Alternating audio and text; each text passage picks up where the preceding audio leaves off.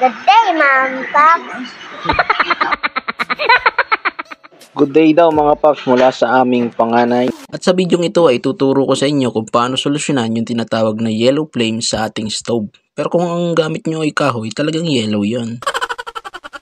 Isang dahilan kung bakit kailangan nating ayusin ang ganitong yellow flame ay ito. Mag-uuling yung mga kaldero nyo katulad nyan, pati mga kawali, lahat ng gagamitin yung pagluto dyan sa may yellow flame na yan ay mangingitim mga Pops.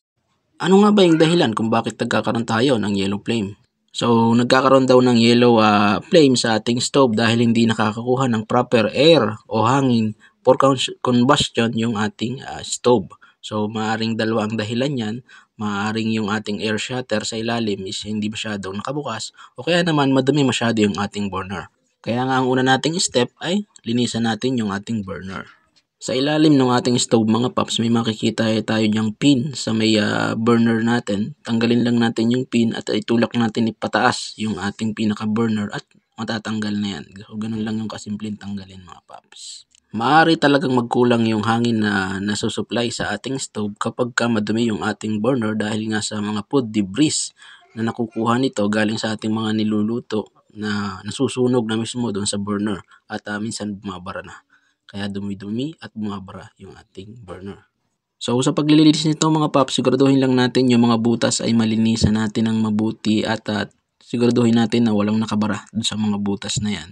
Kapag sobrang dumi na, pwede nyong ibabad sa suka ng mga 30 minutes para mas malambot yung mga dumi at mas madali siyang matanggal.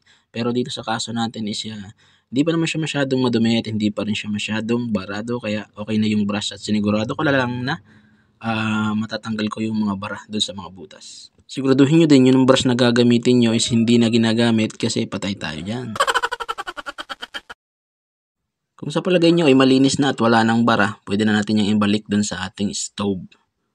And tatry natin kung may epekto ba yung ating ginawa. Ewan mga Pops, kung mapapansin nyo kasi medyo bumaba na yung taas ng yellow flame niya. So, may epekto yung ating ginawang paglilinis at gagawin naman natin yung ating second step na ayusin natin yung pagkakabukas ng air shutter sa ilalim. Diyan. O yung air vent na yan o air shutter na yan, buka lang natin ng bahagya, kahit mga gitna. So, yan. Makikita nyo medyo lumaki na yung pagkakabukas niya. And try ulit natin.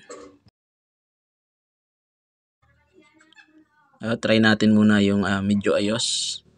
So yan, medyo blue flame siya. Try natin yung inayos natin. So pareho na sila. So naayos natin yung ating problema sa yellow flame mga Pops. Yuhuu! Kung mapapansin nyo, hindi masyadong blue flame. Kasi paubos na yung laman ng tangke namin. Yun mga Pops, naayos natin. Sana magamit nyo yan kapag nagkaroon kayo ng yellow flame sa inyong stove. Yun lang. At dahil dyan, tatry natin yan kung mag-uuling. Magluto tayo ng kikiam. Hey! Kung ang fishball daw ay gawa sa fish, ang squid ball ay gawa sa squid, ano naman daw ang kikiam?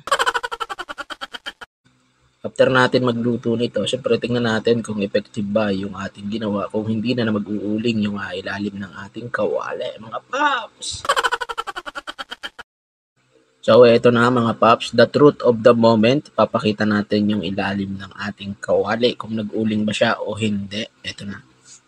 Yan. Makikita nyo mga Pops, hindi na siya nag-accumulate ng itim. Ay makikita nyo yung itim siya na yung dating maitim talaga. Pero yung galing sa mismong stove natin ay wala. So, goods. So, dahil dyan, kain tayong kikiam. Hey! Thank you po sa mga nagsayang ng ilang minuto sa bidyong ito. And bye!